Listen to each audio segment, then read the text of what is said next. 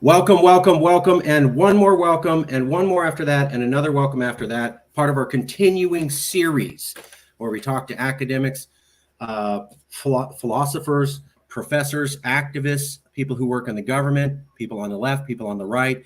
We don't care what your perspective is. We just want to make sure it's thoughtful, and we want to get it directly to you, the public, so that you, the public, can do this thing that was popular when I was in high school. Not so popular anymore, but maybe it'll come back. It's called thinking for yourself, doing your own research and thinking for yourself. Maybe we'll have a renaissance. Maybe we won't. With us today is Dr. Anderson. I keep wanting to go Mr. Anderson, but I'm not going to do it. I won't do it. You can call him Mr. Anderson. That's right. Can I say it like they do in Matrix? Is that okay? However you want is fine. Mr. Anderson worked in government relations in Washington, D.C. since 2004. Specifically, he's worked in state and federal politics since 2004. He has a lot of experience, but that's not all.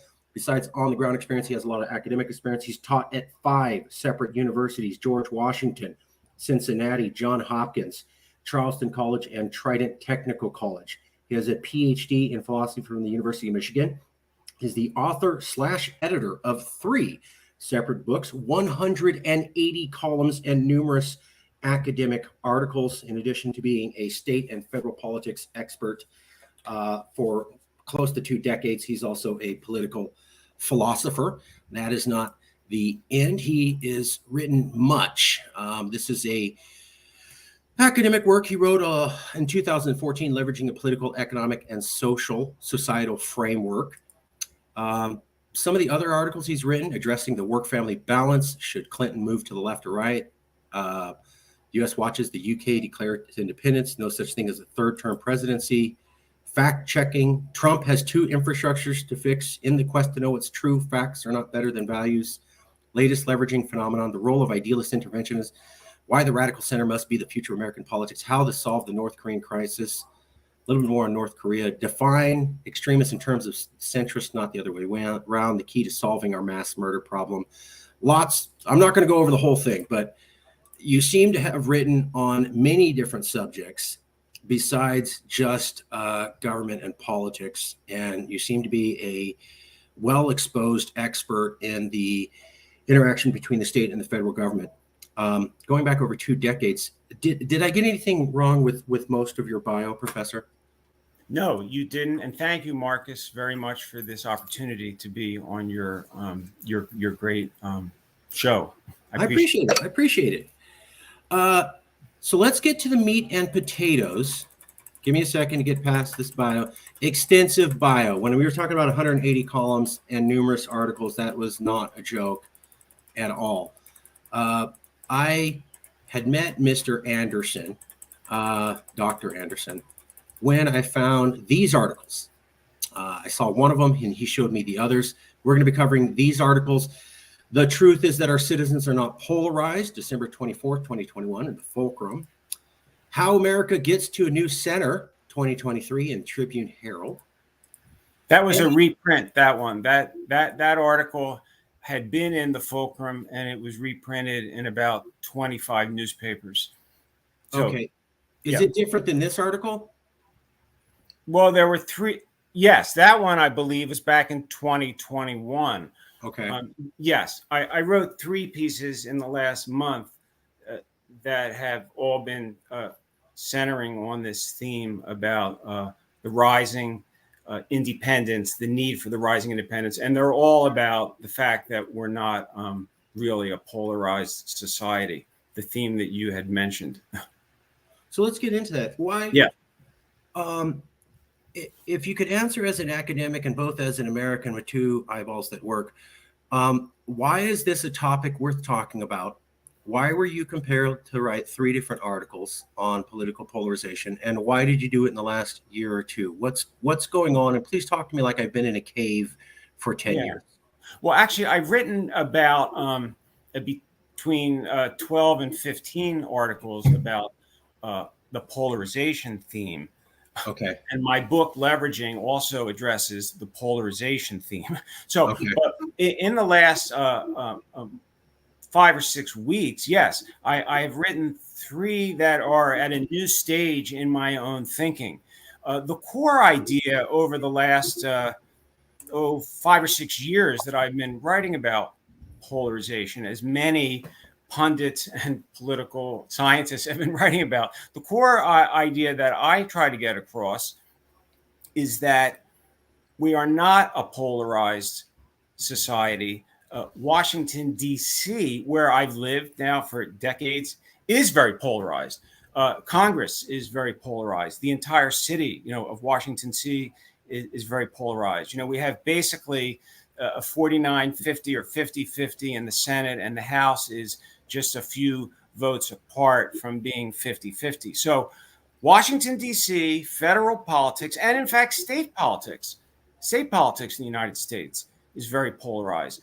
But the country is not. So why do I make that claim? And I'm not the only one who's made this claim. So Morris Fiorina makes that claim routinely. Morris Fiorina at Stanford and his colleagues Abrams and Pope, have been writing about the culture wars and the fact that we don't have culture wars since 2004. So, I want to recognize that, as my articles have, but my take on it is somewhat different.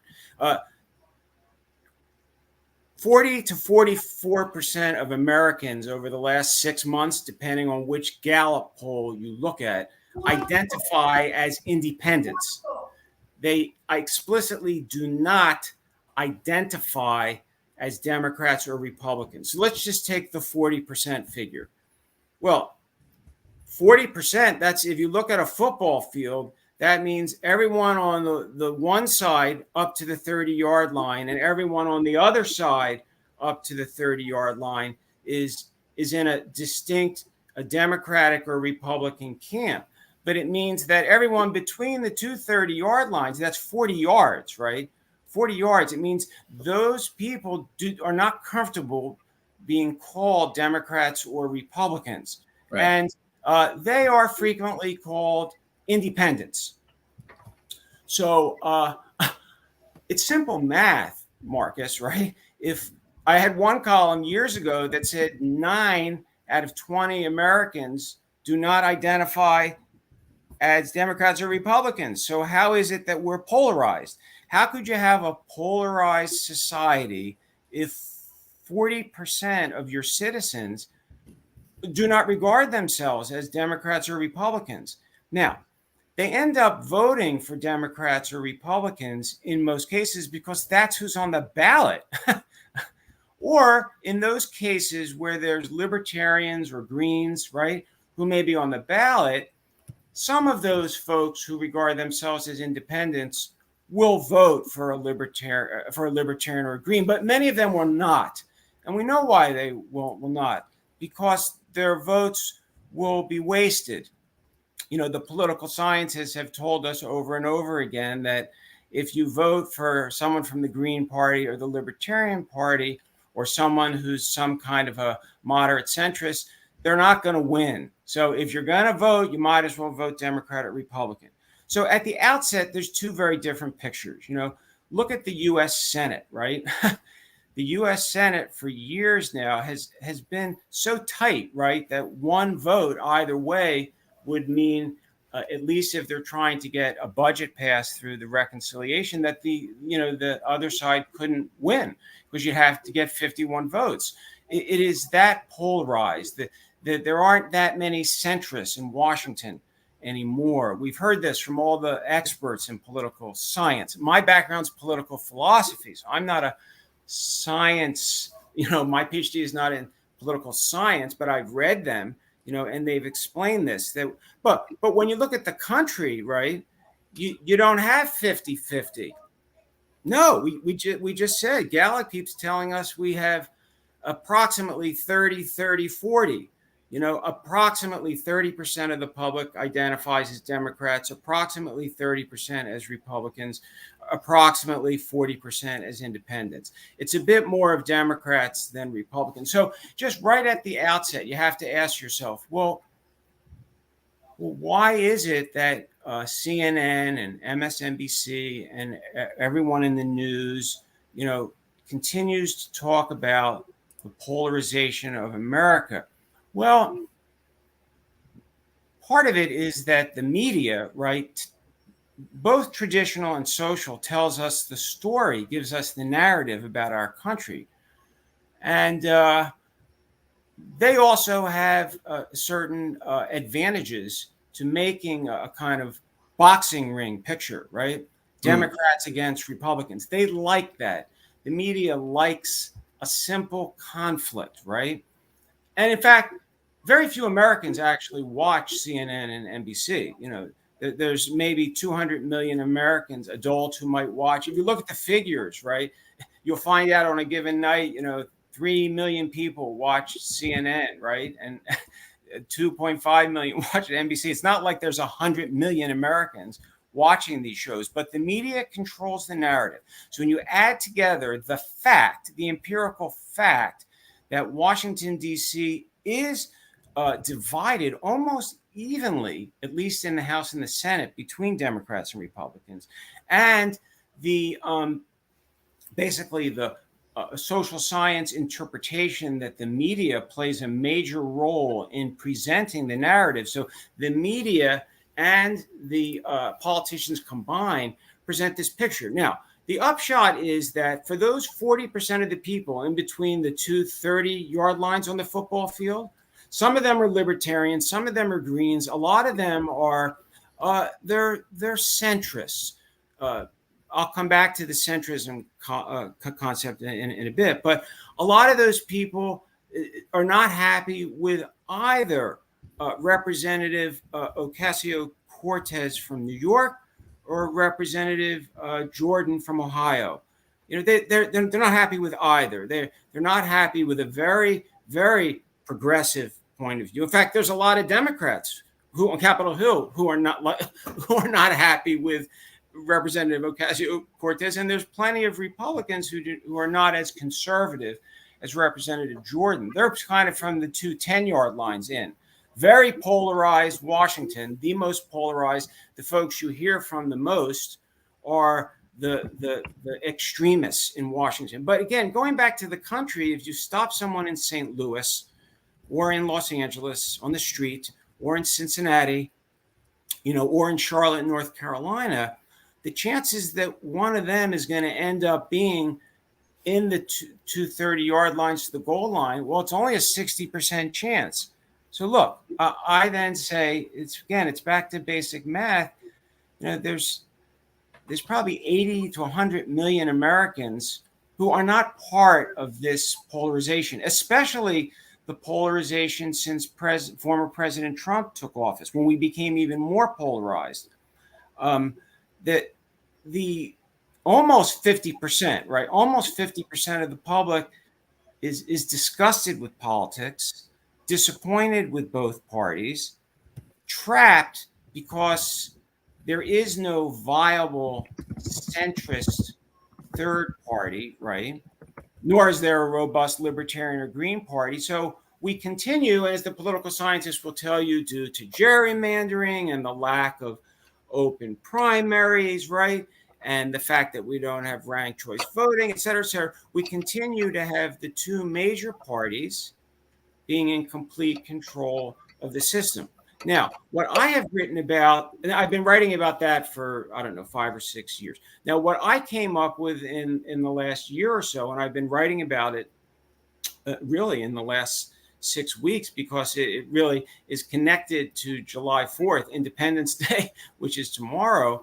I talk about this concept of a Declaration of Independence.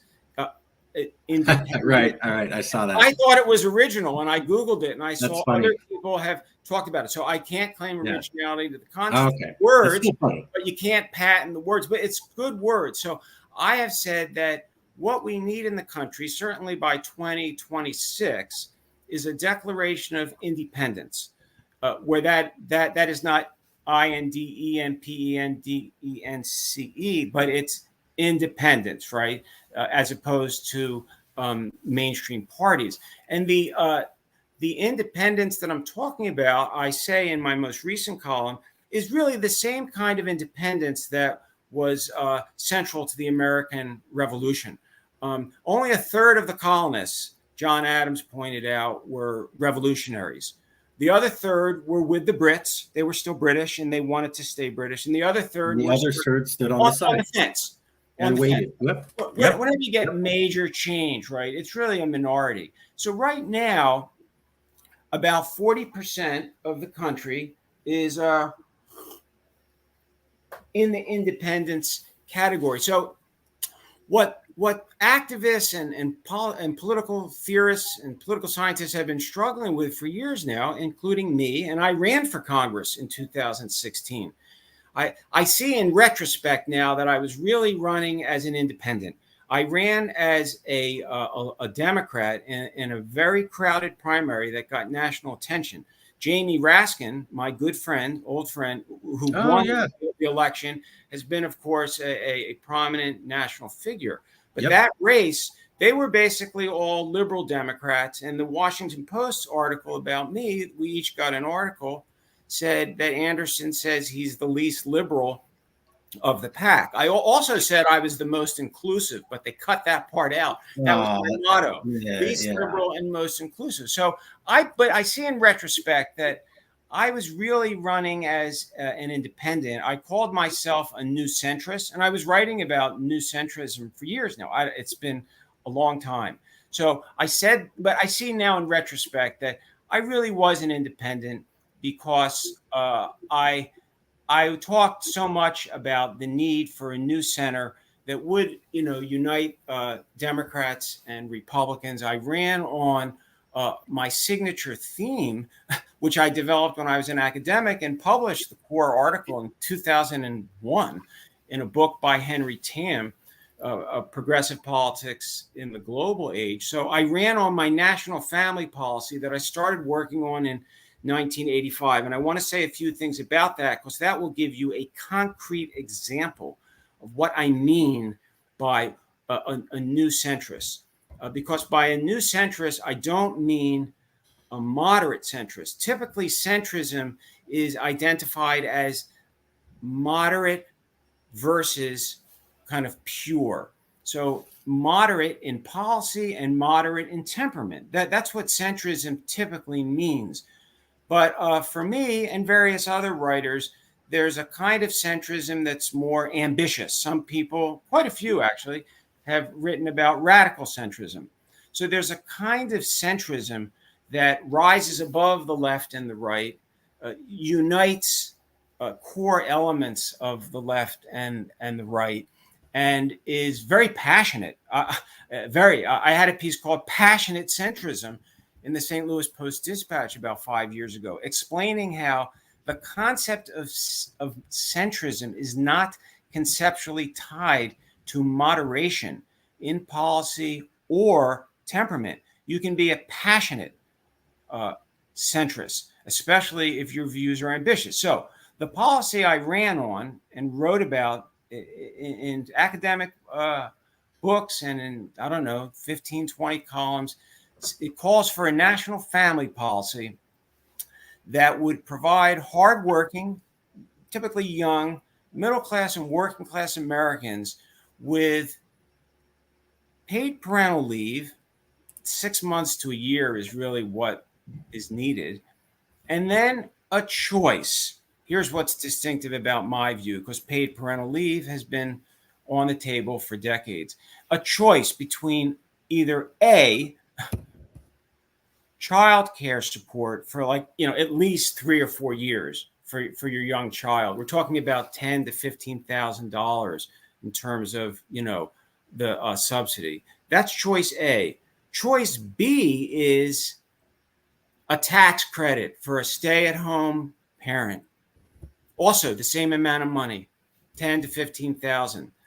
A tax credit. It could be a stay-at-home mom, could be a stay-at-home dad, could be a family with a mom and a dad, could be a family with 2 moms, could be a family with 2 dads. So what I realized, and my wife helped me to understand this decades ago, was that the problem with the Democratic agenda back in the 80s and the 90s, okay, going back, that's when this effort started, when we tried to get family and medical leave passed.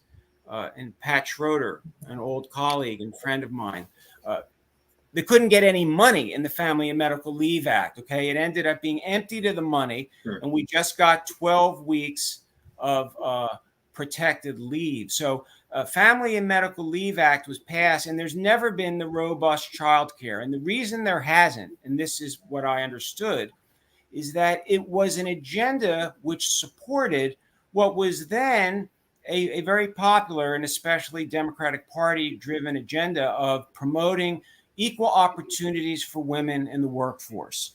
So, what the agenda in the 80s and the 90s was to try to provide families, especially the traditional family with a dad and a mom, with funding for mom after she gave birth so she could stay home for like 6 months, right? Paid parental leave, and then lots of child care support so mom could return to work. Forgive me. I'm not seeing how this relates to political polarization. Because what we have a need in the society to overcome the real division in American society between those families that want to have a mom or a dad at home with a child when that child is young, 6 months old, 1 month, 2 months, 3 months, 4 months, right? What is often been called the Republican or conservative view. And those families that want to have an opportunity for mom and dad, but especially mom, to go back to work and not have her career sacrificed. This is a massive cultural divide we have, okay? I don't want to use the word polarization to refer to it, okay? It is a real divide, but it has been submerged, okay, suppressed in the debate over childcare and paid parental leave. Okay.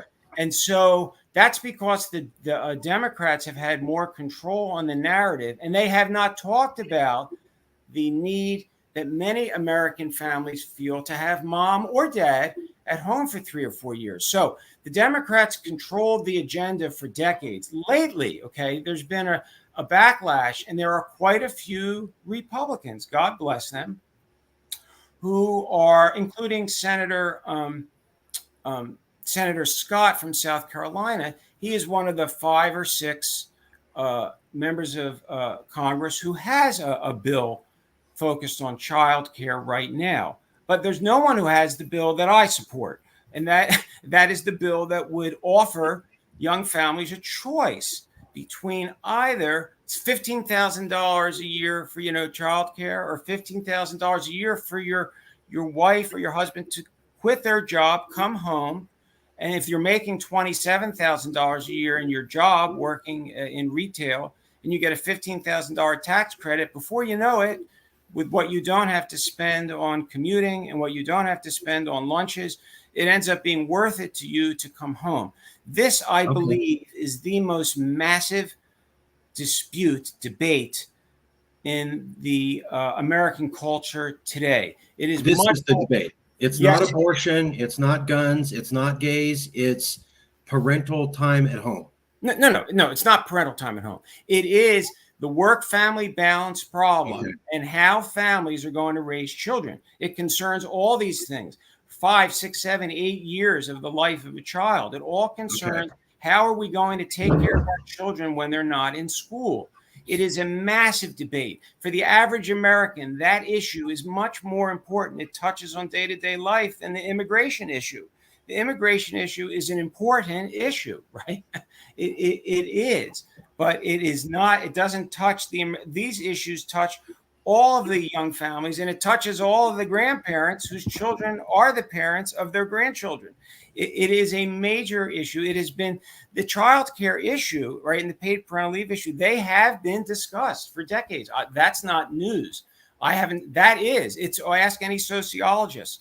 That is a huge debate, but it has not risen to the fore because no one at a very high level has had the courage to address the tax credit for a stay-home parent.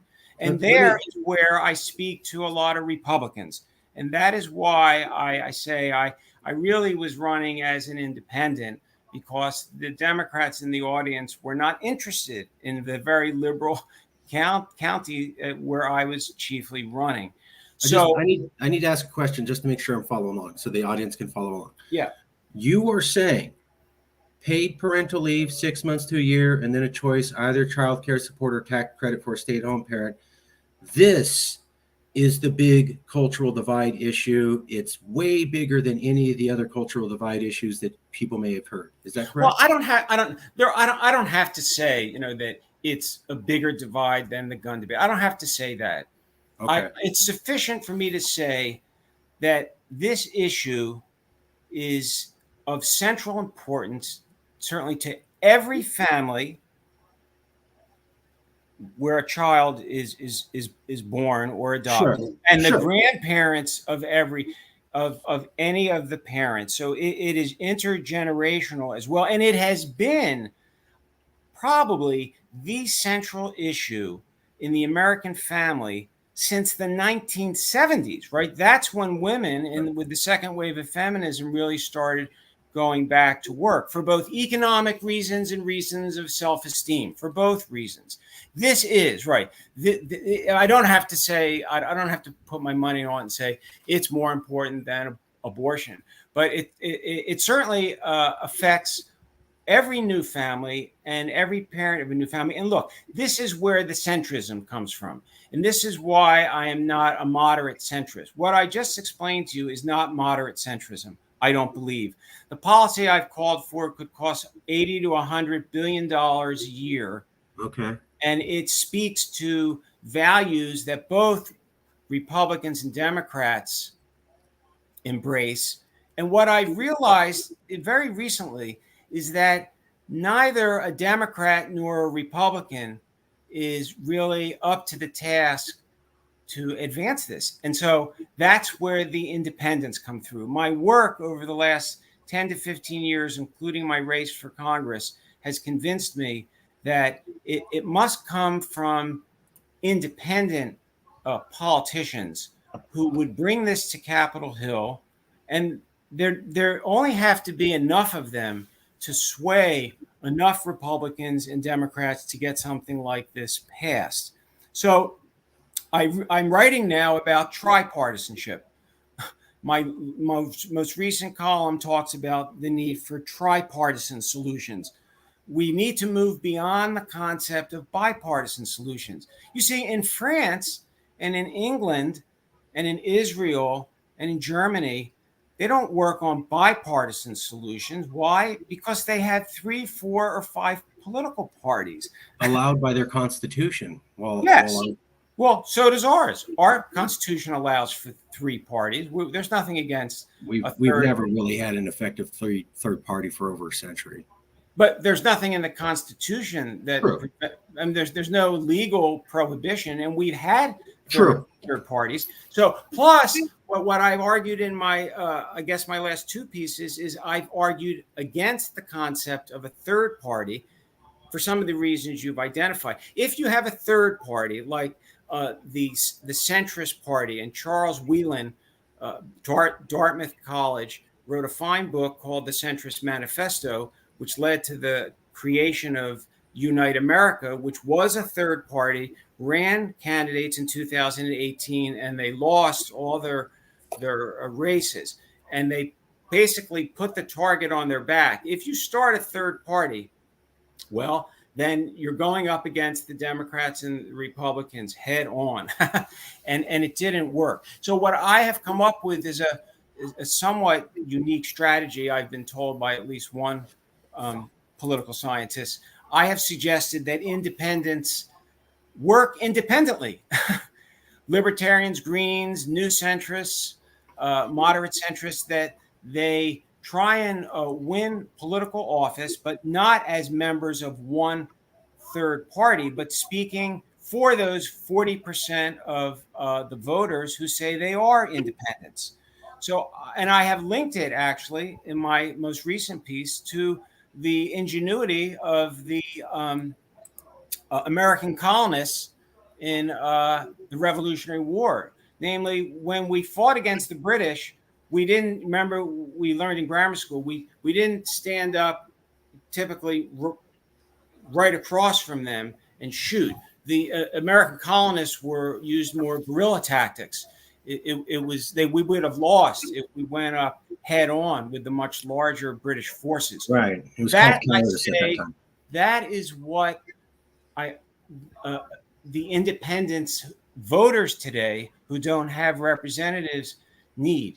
They need to be able, in some states, the independents might vote for a Green candidate up in New Hampshire or Vermont, someone very, very much on the left. In others, down in Alabama, they might vote for a libertarian.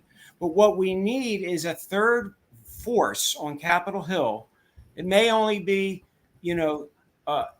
6 to 10% of elected officials who are not Democrats or Republicans. So I'm not against the Democratic and Republican parties completely. I don't think we need to get rid of the two parties.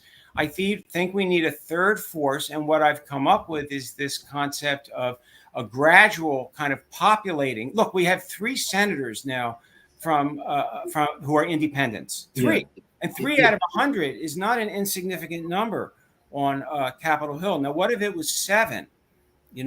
What if it was 10, right? It doesn't have to be 30 or 40. So the problem is the solution is to forget the third party. I agree with you, Marcus. That puts a target on the back. I'm just asking. There hasn't been anybody with a substantial third party showing since I think Wallace in '68, over 60 years ago. So I'm not standing for a third party. That's what I said. I don't.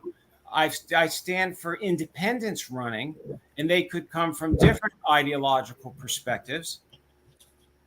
Libertarian or Green, or maybe you're a Democrat, but you're really more independent.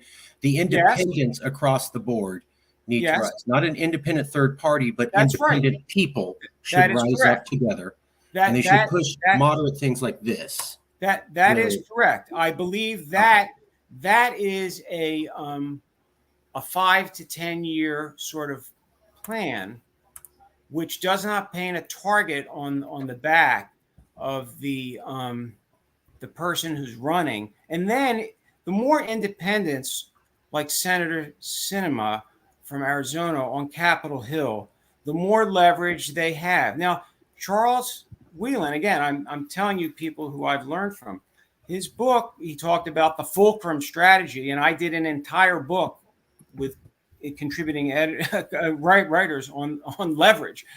He calls it the fulcrum strategy, the leverage strategy. He said we need a third party called the centrist party. We need to found it. Then they called it Unite America. And then we need to get them to have like 6 or 7 U.S. senators that are from that independent point of view. And they then will have enormous power. They'll have enormous leverage on Capitol Hill. That's what the Dartmouth professor argued. And I learned a lot from him, but where I depart is I don't think we should have a third party. And I just gave you some reasons why, but I do think that enormous leverage would be obtained if in the House and the Senate, especially, there were more independent voices, because there are citizens who will vote 40% and maybe in very large numbers. So the issue is not to go after the whole system at once. People say, oh, but there's so much money in politics. How are you going to get around that? Oh, but there's gerrymandering. Well, those problems cannot be solved. Like the United States is a very big country, right? We're the 3rd largest country in the world. China, India, United States, right? We are number 3. It is a big country. You cannot change a country like the United States in one election, right? You might be able to get an independent elected even for a president. But so you have to do this step by step. So that's really what I've been writing about in the last 6 weeks, a new way to think about giving voice to all those people between the 2 30-yard lines. Plus, I want to tell you that many Democrats regard themselves as moderate. And there are, I'm talking about I've heard. Not politicians. Many Democrats, will tell you that, and quite a few Republicans will too. So actually, you not only have 40% who are independents, you have plenty in both the Democratic 30 yards and the Republican 30 yards who are not, the extremists. They are not. So I combine then these concepts of I've given you a family policy which is not a moderate concept. In fact, it's so immoderate that no one has the courage to advance it. That's because it's too radical for Senator Gillibrand or Representative DeLauro, who are great voices for paid parental leave and childcare. It's too radical for them to support my policy that was all over the Washington Post and that I ran for in the DC area. But it's too radical to stand up and say we want moms to have a chance to come home for a year or 2 or 3 if they want to, because that is thought to be detrimental to women and against the feminist cause. And where I'm coming from is we need to give moms and dads a choice. And there are many moms now, as there are dads, who would choose to stay home, but they can't afford it. Fair enough. Just the way they can't afford all the money for the child care.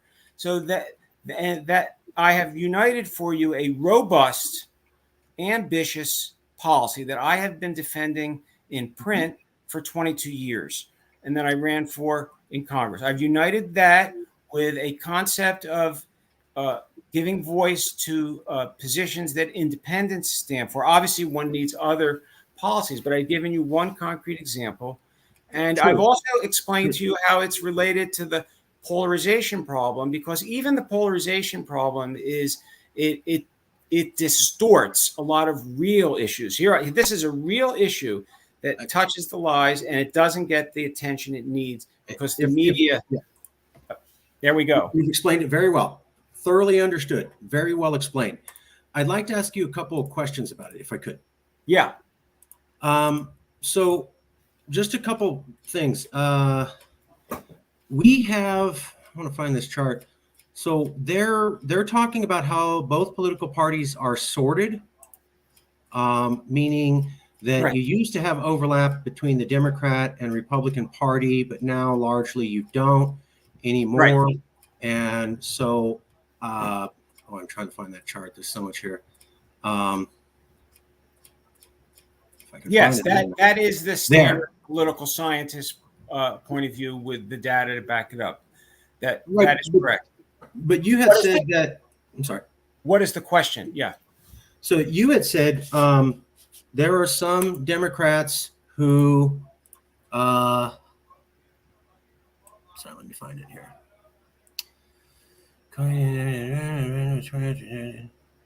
People like this. Basically, there are some Democrats who don't like AOC, and there are some Republicans who don't like Jim Jordan. But what this chart shows is that we're at the lowest levels of that ever in the last 30 years. So we've basically gone from where there was some overlap to almost the two parties are totally separate and ideologically cohesive, which means there's a small percentage of identified Democrats who would ever disagree with AOC. And there's a small percentage of identified Republicans. Well, I don't know about that. There are always factions in the Democratic Party, always factions, right? But no, we see it all the time. I mean, the left wing of the Democratic Party always has the blue dog Democrats. They're still there, right? The problem solver caucus, right? From no labels, there are plenty of Democrats and Republicans, right, who do not identify on the extremes. But let me say something about the sorted point. Yes, political scientists say that there's been we see that ideologically more and more of the people who vote are on the Democratic side that they go to the Democrats because of their ideology, or they go to the Republicans. But you got to put that fact next to the fact that 40% of the country, as Gallup reports, that's more empirical data, does not identify as Democrat or Republican. So you see, there's something going on here, because what the data means that you've just presented is data about basically who voted Democrat and who voted Republican, if it's citizens, right, and where they stand. But that's because the system, as a lot of people like to say, is rigged, because you basically only get to elect Democrats and Republicans. So if you put the fact that 40% of the people would rather not vote for a Democrat or a Republican, but would rather vote for a libertarian, a new centrist, a moderate centrist, or a green, then you get a different picture. So yes, we're sorted when it comes to who we get to vote for, because there's only basically two real choices. And if I could, that the data seems to suggest a little bit something different, that you have the Republican Party is now full of all people who kind of think the same. And the Democratic Party is kind of full of all people who kind of think the same. There's no more conservative Democrats. There's no more liberal Republicans. There's almost no variance in the two parties. They're ideologically cohesive. But I think, that's first what of all, political scientists are saying.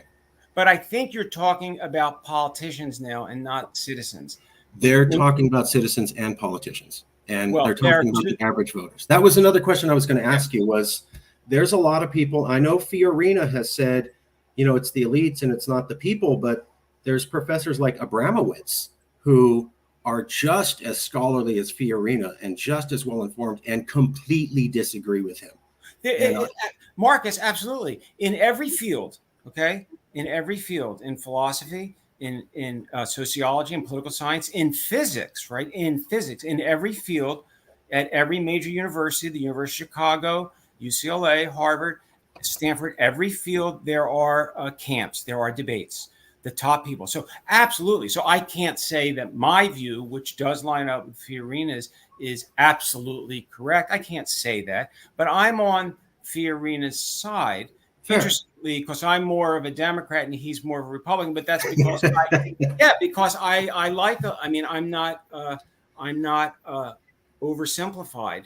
I see the strengths of different positions. But again, I do think most of what you're saying applies much more to Washington politics, where it's true. Certainly, the Republican Party today has fewer factions, let's put it that way, than it used to have. The Democratic Party definitely has factions, but I'll grant you that there's somewhat more cohesion since the Trump factor has created a need for many Democrats to target, the entire Republican Party and see all of it as following Trump. So I'll grant you that. But again, my starting point was that analyzing Washington, where I've lived for decades, is very different from analyzing. I lived and was in school in Michigan. I taught in Ohio. I taught in South Carolina. I've lived in New York. I've lived in Massachusetts. I've lived overseas. The people of the United States cannot be confused with the 435 members of Congress and the president and the vice president. Sure. These are very different groups. And what we hear from the media is 90% about the 435 members of Congress, the Supreme Court, the president and his cabinet and the vice president. So these are totally different things. And it's a debate between the whole issue about, polarization and that's fair. That's totally fair. Could I show you a few pieces of data and ask your opinion on them? Yeah. Yep. Okay. Here we go. I was just watching a video by Fiorina last night. So I watch a lot of his stuff. One of the interesting things about what Fiorina said was that he has, as I understand, Fiorina, this video was like from 2008. And Fiorina was saying, hey, there's, and just to be fair, I have Fiorina's book. I'm just trying to find it. Just Liliana Mesa. Here we go. Basically, Fiorina's argument, as I understand it, is there's these people saying that we're polarized, but the fact is that we have all these opinion polls. We have these surveys that show that on abortion and on guns and on everything, there's not much difference between the Democrat and the Republican on their opinion about these. So he says, I have opinion polls that show Americans are not that divided on these topics. So therefore, political polarization must not exist at the people level. That's basically, as I understand his argument, watching 15 of his videos. Here's the problem. He was saying that and pointing at surveys going back to 2008. Since then, we have new data. This is one of my favorite ones. This came out in 2021. 74% of Biden voters and 78% of Trump voters feel voters from the other party are a clear and present danger to the USA. This is not the only poll to show that. That's 3/4 of voters. We also have information showing that political polarization, people across America are sorting themselves into red and blue schools at the neighborhood level. We also have information that people are not marrying each other outside of their politics. That's relatively new. We also have information that from 2012 to 2020, it went from a third to more than half, a majority of the country will not date someone who's outside of their politics. These are all the people. This is none of the politicians. And all of these things developed after Fiorina said the public's not polarized. How can that be? First of all, things have worsened, especially since Mr. Trump was president, in terms of so-called polarization. That's true. But it still comes back. Look at your first figures. You said 78% of Biden voters versus what? 74% of Trump voters, said that they would not, they feel in danger, right? They feel the other side's an enemy and a danger to America. Well, I don't question that figure, although let's also remember that only about 65% of the people vote. Okay, so when you say 74% of Biden voters, all right, so 35% of the Americans don't vote at all. Now, though there's no correlation to my football field analogy, let's just say, for the sake of discussion, that 35% is in between the sure. the 230 or less. That's sure. Pressing it, but so. And then of all the people who identify as Democrats, they don't all vote either. Sure. So you have a lot of people, again, people who speak for the just like the American Revolution. If you stood up in a pub in New Jersey, where I'm from, in 1774, and started talking about revolution, 2/3 of the people there would be shaking their heads. No way, we're not going to do it. So who speaks, right? Who speaks then for the 40% of the people who say, I am not a Democrat, I'm not a Republican? Who speaks for them? So this kind of data distorts that. And so we don't really know, Marcus, we don't really know what percent, I don't see a figure here. This is what percent of the independents go with the Democrats. Yeah, absolutely true. But we're talking about 3/4 of all voters, 3/4 of the entire electorate. Where's the 3/4? Where'd you get 75%? So 74% of Biden voters and 78% of Trump voters. That's roughly 3/4 of Biden voters and roughly 3/4 of Trump voters, which would be roughly 3/4 of all voters combined. But what I want to do actually is accept your data. I've just interpreted it to show that it doesn't mean 75% of eligible voters. It really talks about 75% of the people who voted. So I'm going to who choose our president and all of our officers. Yeah, and then I want to accept your data. But look, if I can show that 30 to 40% of the public is unhappy with the political system, to me, that's what John Adams had to show, right? Fair. 30 to 40% of us, even 20 to 30% of us, think that we are living in tyranny. And the vast majority of the people in that pub in Boston, right, would say, no, we're not. We're not tyrannized, So if you are a revolutionary, that doesn't mean a violent revolutionary. If you call for fundamental change, as Lyndon Johnson did, as Hubert Humphrey did, right, as Martin Luther King did, if so, you are in the minority. So what I'm trying to point out is that there are still tens of millions of Americans, right, maybe 80 to 100 million, who cannot be shoved into those neat totally agree packets. And that's all I need to show. Totally agree. If 20 to 30 or maybe 40% of you had a voice, what might America look like?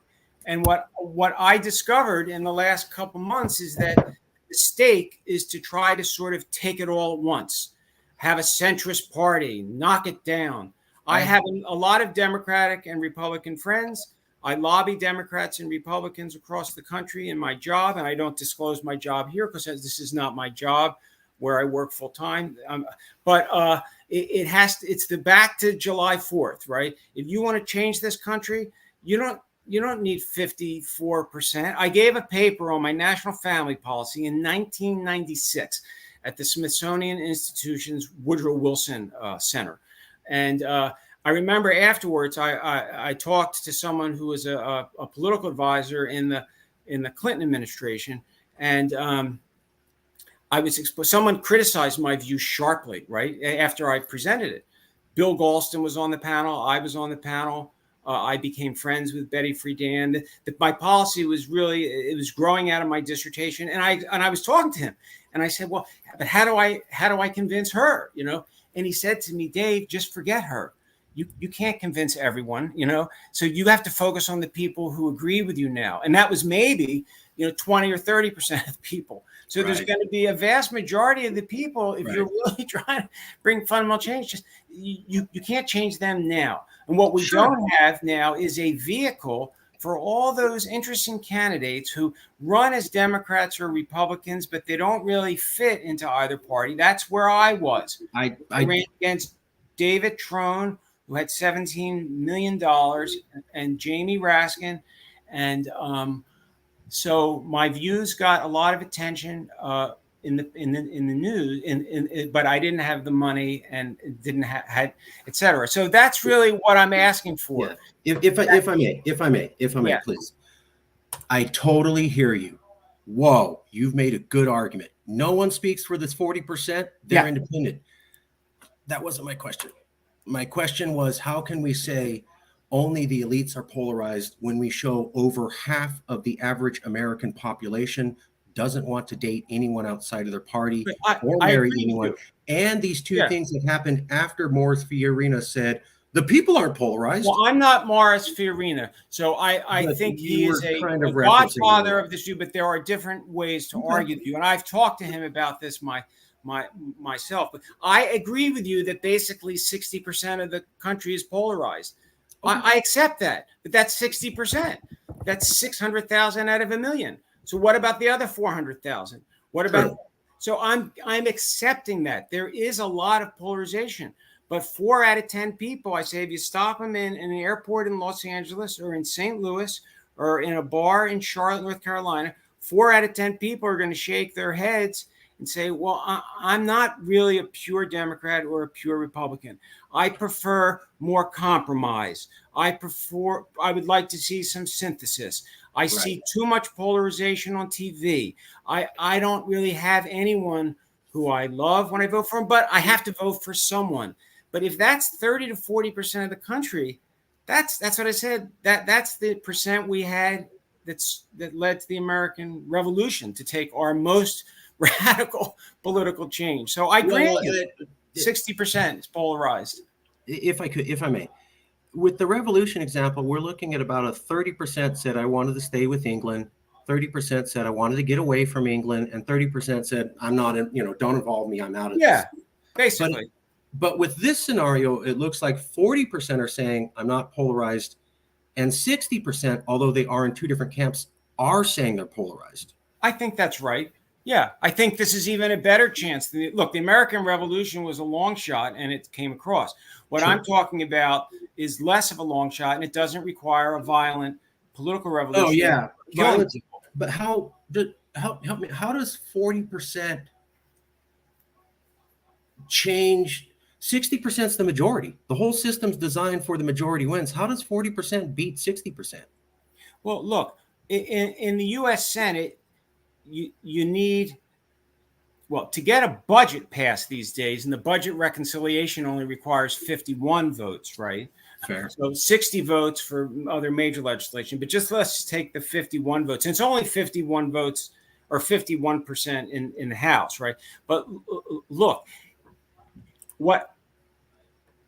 if you try and get 6 or 10% of the elected officials who are independents, they will have what Charles Whelan from Dartmouth College, who I highly respect, called the fulcrum, the leverage to shift the vote, right? That's Whelan. Okay. That's what he calls the fulcrum strategy. And I spent years working on the concept of 3 kinds of leverage. I had the book published, many contributors to developing my theory. But Charlie's right, Charlie Whelan, that if there were 6 or 7 or 8 independents in the U.S. Senate, right? Wow, they would have a lot of influence trying to get either the Democrats or the Republicans, depending on what they were pushing, to get to that 51 votes or even to get to 60 votes. So you just have to look at it in terms of the votes. So you're not trying to change the whole system. And this point about majority, majority in the Senate counts, but what if neither party had 51 votes? Well, neither party, and strictly speaking, neither party has 51 votes now. 3 of the independents caucus with the Democrats, but the Democrats have 48 Democrats, and there's 3 independents: King from Maine, Sanders from Vermont, and Sinema from Arizona, who caucus with the Democrats. So they don't have 51 Democrats. There are not 51 Democrats in the U.S. Senate. There's 48. Okay. So what if there were 45? Or what if it was a few years from now and there were 47 Republicans, and 45 Democrats, and there were 8 independents? Don't you see? That's a good point. Both parties would have to come up with compromises, what I have called in my recent columns, and I haven't seen too many people use the word, though I looked it up in the dictionary, it exists, tripartisan solutions. I mean, look, in Israel, what does that mean? 3 parties. Well, yes, of course. Yeah. Yes. But tell me, like, I'm an American. I've never seen the Israeli Knesset. I've never seen a multi-party democracy as is exemplified by most democracies around the world. What are you talking about? Those are parliamentary systems that are very different from ours. And they have 3, 4, 5 parties, countries like the United Kingdom and Germany, major European powers. None of them have 2 parties, right? They all have 3 or more parties that have a voice. Right. And depending on what coalition is passed, that prime minister has to work hard to get his party to get enough. So our system, which Woodrow Wilson incidentally wrote against in his dissertation, he was always against the presidential system, and then he got elected president. But he wrote, as a political science PhD student at Johns Hopkins, his dissertation was why we should switch. But in any case, we don't have a parliamentary system, and we're not heading there. And I'm not saying that, though some people do. I'm not saying that. I'm a compromise person. I'm a middle child. Okay. I see the both sides. So what we need indeed is to have enough of a voice, maybe only, I told you, 3 or 4 more U.S. senators who are independent. That would be enormous power, enormous leverage, traditional bargaining leverage. And yes, you could see, I definitely think you could see an independent win as president. Absolutely. There's no question in my mind that at that level, where things like gerrymandering don't apply, it comes down to, look, Trump got elected, which was impossible to believe, and so anyone, someone could win.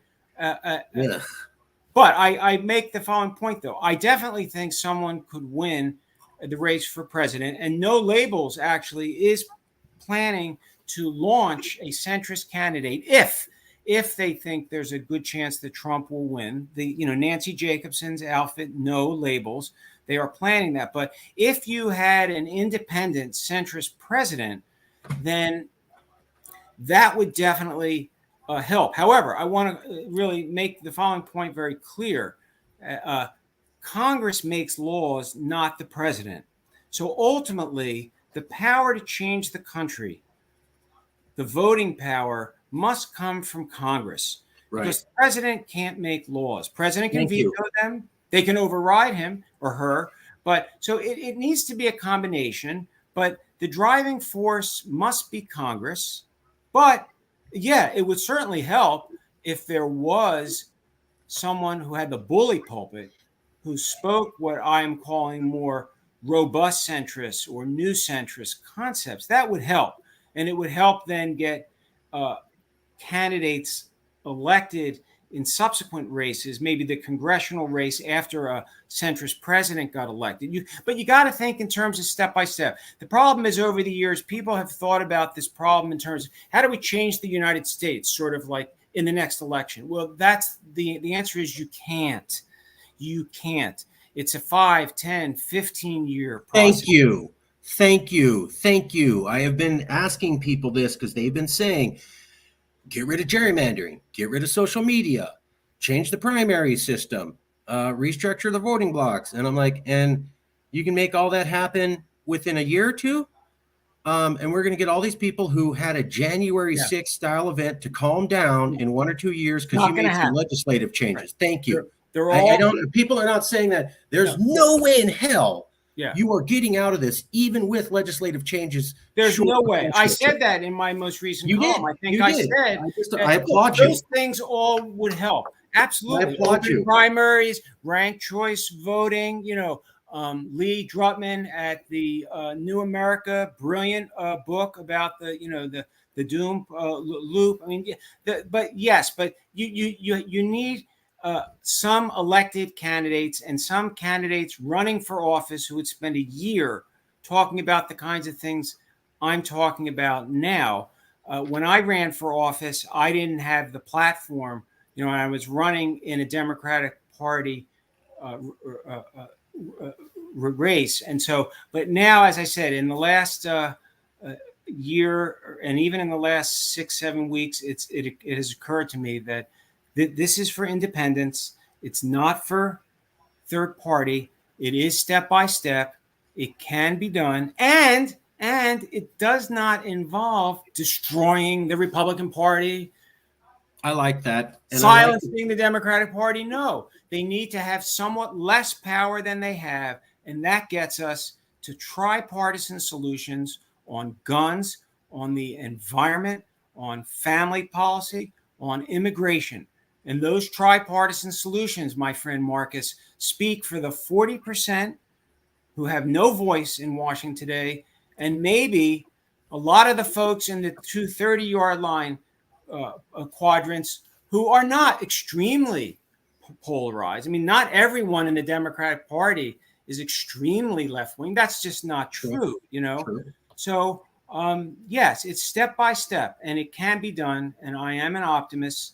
And that's sorry to have gone on and on, but no. But I like that you seem realistic. You're one of the few people who I've seen, who had an innovative solution. I like that. A lot of people have a recognition of the problem, but they have when it comes to solutions, they can just parrot off what everybody else is saying, and they can't really provide that. You actually have an original, unique, different solution. I like that. I think this is the kind of thinking that is going to get us out of this problem, because I just see people going, what are the top 5 things everybody's saying on how to fix? Me too. And there's not really any depth thinking or going, is that right? Let's check it out. Are there other ways to do this? So I appreciate that. And I really appreciate the fact that you said, look, even with everything going your way, it's a generational project. It is. Not snapping our fingers and it's fixed in 2 years. No way. No. Most people won't say that. Most people will not publicly say that like you. Yeah, even the Revolutionary War, they fought for 8 or 9 years. The work that took to go into it took 10 years. If you look at it that way, right?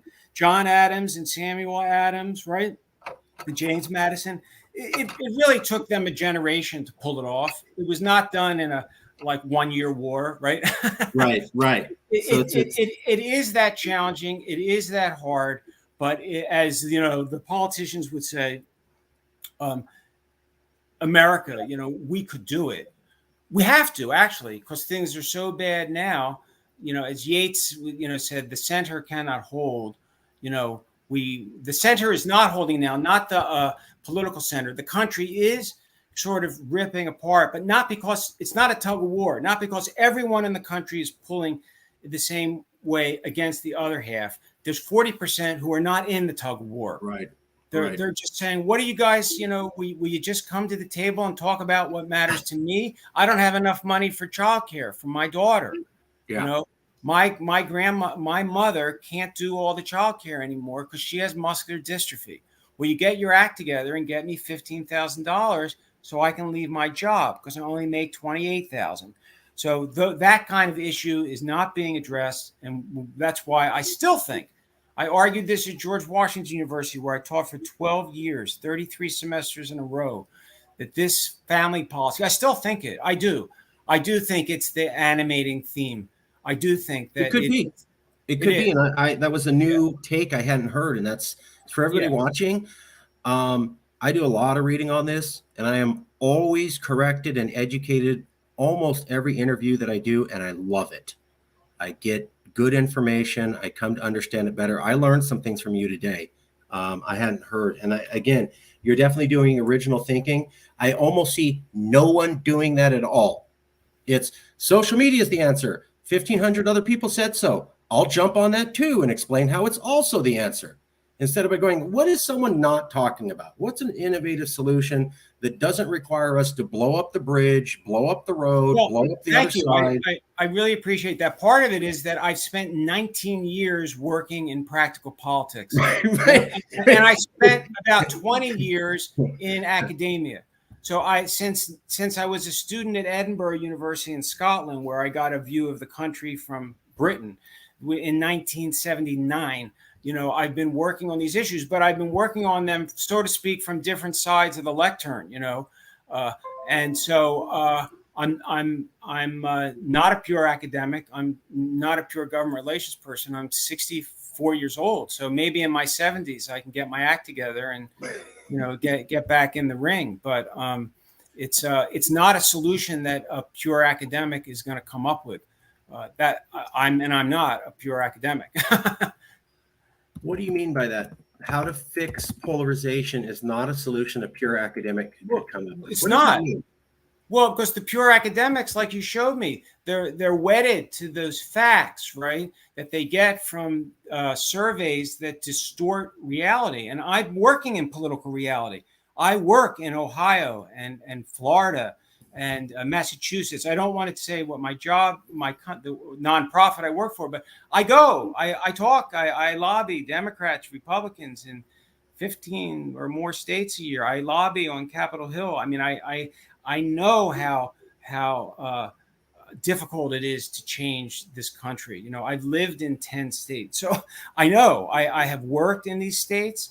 I see how hard it is, and that has tempered my earlier academic optimism when I was 25 and 35. So if you look at what I wrote 35 years ago, it's different. But what I'm writing now, well, I have a lot of practical experience with real Democratic and Republican politicians, and I know, and I like a lot of them. I don't say, oh, he's a Republican, I don't like him, I don't like her. I don't do that. I can't in my job, actually. So I don't.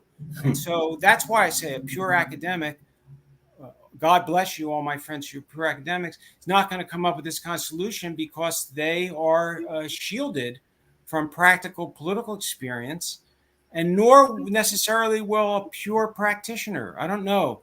Pure practitioners often lose a lot of the very important academic concepts and themes.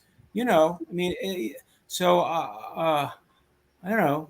There's different ways to come up with solutions, but having a experience in the politics and studying it for 30 or 40 years and writing about it, some combination leads you to be somewhat more. I'm not modest, since I think I have a lot of good ideas, but I'm not overly confident that my ideas are definitely right. No, you've never presented yourself that way.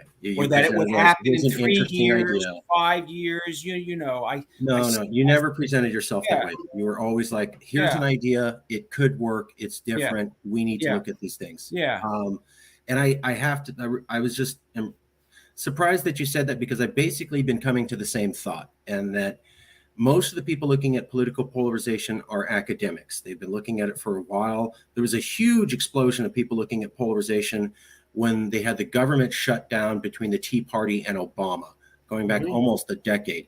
But none of them really have like, here's how to fix it. They have kind of policy prescriptions.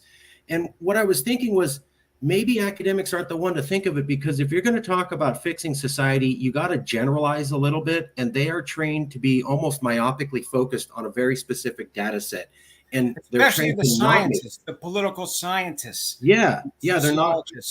You're not supposed to make big sweeping statements off your studies, but big sweeping statements is what I think we need to fix polarization. Well, the polarization problem is also dominated by political scientists. I'm a political philosopher by training, although like my book, Leveraging, it covers 8 or 9 fields of sociology, political science, international relations. So I have experts who I gather together to articulate the theory that I develop. But you need more political theorists, political philosophers injecting their views. They're not driven by data. I mean, I went to the University of Michigan and got my degree in philosophy, not in sociology. So you need more political theorists, political philosophers. You definitely need the data, but it can be a great distortion. And then on the other side, though, the problem with the practitioners is that they are too driven by money. And a lot of the commentators are correct. You know, to keep getting elected to Congress, you have to start raising money like 2 days after you get elected. Yeah. You know, so money does drive a lot of politics. It does drive a lot of the media. Data does drive a lot of political science. So, you know, both of these things, data and money, have great value, but they have too much power, way too much power. And there's no simple solution, but I admitted to you that I'm a middle child. so that so makes I don't a lot of sense. That makes a lot of sense what you're saying. It is dominated by political scientists, and they've been awesome, and they have provided us a lot of data so that we know what to build on top of. But I've noticed they're not so great at going, so here's how we fix society. They're not visionaries. They can't get their articles published in the American Political Science Review without extensive empirical research. That's not, they're not visionaries. If you go to the philosophy departments, right, you look at people like John Rawls and Michael Walzer, right, and Michael Sandel. I mean, they're political philosophers. Sandel is a good example, eminent political philosopher at Harvard. You know, Walzer, who's always been more of an independent or even a democratic socialist down at the Institute for Advanced Studies, right? You know, those thinkers, they're political theorists, political philosophers. They read, you know, the political scientists, but they're trained, like they have to read Plato, Aristotle, right? Kant, Hegel, Marx. That's what I had to do. Nietzsche. You have to read all the great visionaries.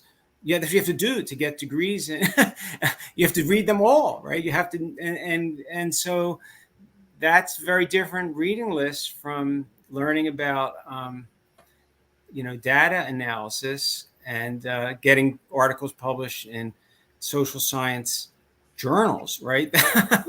Yeah. Well, it's important. We need that data, but it shouldn't. Oh yeah, I'm not criticizing any of them. I'm saying you guys are so focused on being able to prove what is a fact and what is not a fact, and I love you for that, and I think that's great. But because of that training, you're being trained opposite from the direction that we're going to get values. We have too much. I've written quite a few columns on facts versus values. I mean, you know, there are too many fact checks in American newspapers. Where are the value checks? I wrote a piece. Where are the value checks? We need. That's a good one. That's a good one. I haven't heard that before. Well, I wrote in a column. It's up there. I think Frederick News Post, because that's where it was paper where I was running for Congress. That area. Yes, there is not enough discussion about values, moral values, political values. There's way too much discussion about facts. In fact, big data in corporate America has also contributed to this problem. It's not only coming from academia, but there's a movement, right, within American industry, right? and American corporations that has made data analysis and our ability to analyze data so prominent that mission statements and vision statements, the thing of the past in some respects, of the 70s and Yep. 80s and 90s. I Yep. worked with management consultants. They're still there, but values, vision, they do not drive the thinking of most of the people talking about polarization. That they're driven by what they had to do to get their PhDs and learn data analysis. And it's important, but it's 90% of what drives them.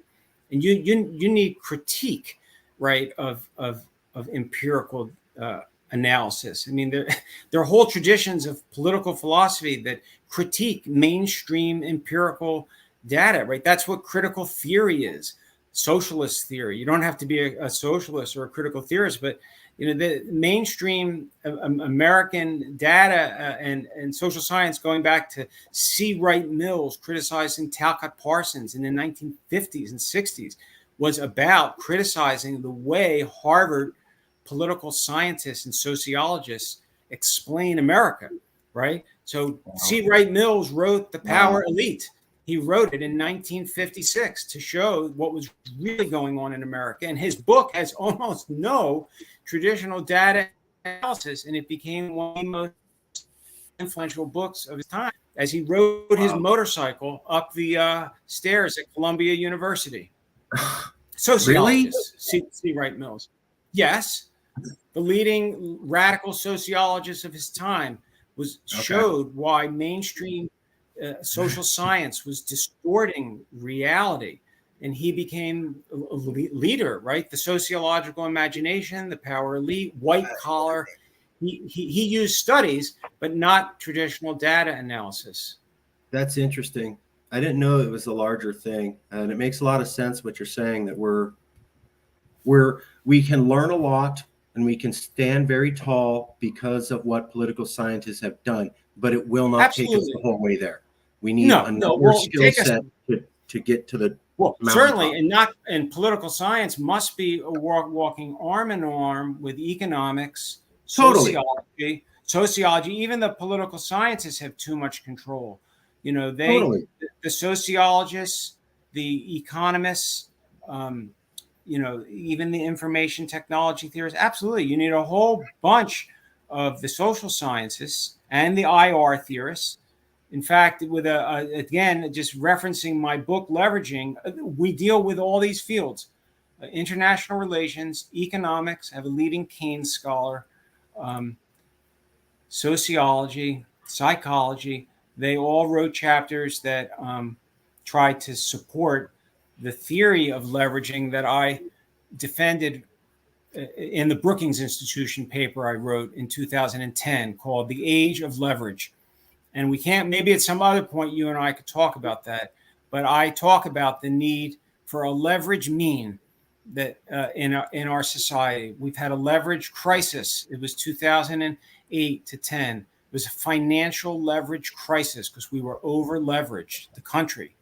Well, I argued in that paper for Brookings that there's an over leveraged crisis in the American family, and there's an over leveraged crisis also in basically in the American in American foreign affairs. That leverage, there's different kinds of leverage. There's resource leverage, there's bargaining leverage, and there's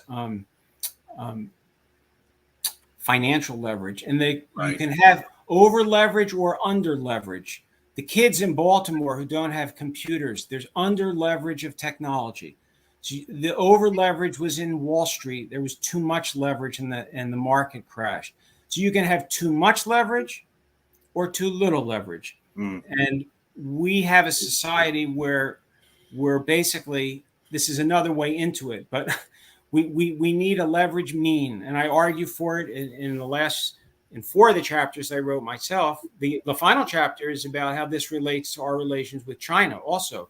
And I had a China expert, Pat Malloy, who sat on a congressional commission for years, who wrote the chapter on how young Deng Xiaoping was a master of leverage. He took my theory and explained how Jiang Ping leveraged the West to build the economy of China.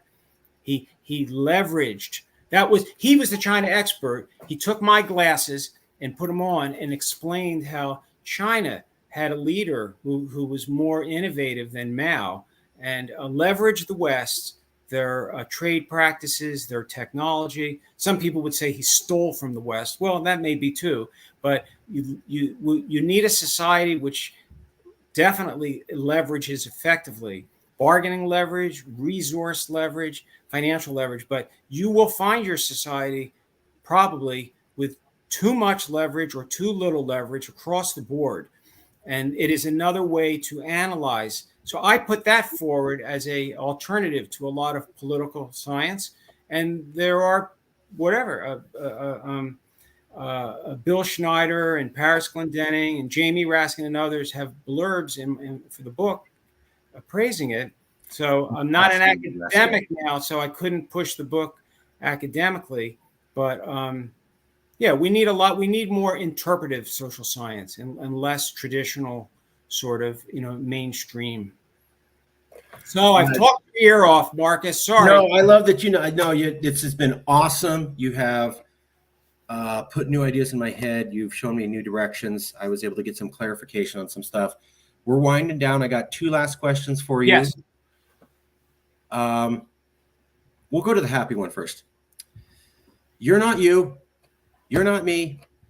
You're a third person. They're watching this video. Boy, did they learn a lot. They're saying to themselves, wow, I learned a lot. I've heard innovative solutions to political polarization I never heard. Really in-depth study. I don't remember it all, but there was this one thing the professor said, and boy, I don't remember everything he said, but I remember this one thing on political polarization, and I can't stop thinking about it 5 days later. What is that one thought you want a random person you'll never meet to not be able to stop thinking about 5 days later? I thought you were going to say, what should they do? I was going to say, give them my email address. And if they yeah, that could be your thought too. My random thought is contact. It's up to you. Well, I think the one thought is that to make change in the society, you start from you start from the standpoint of the minority of people, whether it's 10% or 15% or 30%, but that's always the case. So it shouldn't inhibit you from trying to bring about change that the Democrats and Republicans have 60 or even 70% of the people who identify as Democrats and Republicans, but because that means 20 to 30% in a country with over 200 million adults, that's a lot. It's millions, tens of millions of people. So that's fine. Start with what you have, and there's more there than you think. There's plenty to start with, and there are plenty of writers and politicians and pundits, across the ideological spectrum who would agree with you. So that would be the one thought, I guess. Steve, I hope you felt this was a fair interview. I did. No gotcha journalism. You don't have to, but it's something we always do. Do you know anybody else who might be willing to be part of an honest conversation? They could be an academic, not academic, on the left, on the right. Anybody who you think might be up for this kind of talk? Well, I would definitely contact Bill Galston, who's, a very eminent political theorist who has a chair at the Brookings Institution. Okay. He's just at the top of his field, but he left academia, went to work for the Clinton administration, then ended up at Brookings. So he's still on the academic side, but he's at a think tank. He's not, at a university. So he's very, very involved in practical politics. He's an old friend of mine. He's senior to me. He's, in his age, et cetera. But if you haven't asked him, he's just brilliant. And he knows I admire him very much. He knows the political science because he has a PhD in political science, but he is a theorist, and he is has been a practitioner. He had a West Wing White House office. So, Wow. so you know, he's the kind of person who you see quoted all the time in the New York Times and the Washington Post. So if you haven't asked him, I'm on it. should. He's also has a column the last, I don't know, 8 or 10 years in the Wall Street Journal, because he's a centrist Democrat. So the Wall Street Journal now runs some columns by people who are not, arch Republicans. He's not a Republican. He's a Democrat, and he has a weekly column. So he's someone I admire, and I guess he's advised me, over the years, and I would ask him. Done. I'm all over it at Brookings. Anyone else? Anyone else you think might be cool, might be interesting, might be up for this? Well, let me give it some thought. Sure. And I hope we'll be in touch. Yeah, I will email you a copy of this video very shortly. Okay. And we can go from there. It sounds good. I want to thank you very kindly for this opportunity. I'm really grateful to you. Thank you for coming out. Thanks for being willing to answer explorative questions, and thanks for having original thinking about this. And I would say thank you for trying to take the time to come up with an actual solution to this problem rather than just documenting the problem further. We need that to happen, but we also need people to start thinking of solutions. And I'm not seeing a lot of innovative thinking of solutions like I saw with you today. So I hope to see more from others. My pleasure to be here. Yeah. Well, thank you very much. I will leave it there. We will end the show. Thank you very much. Email you a copy of the show very soon. Great. Thank you. Thank you very much. Good night.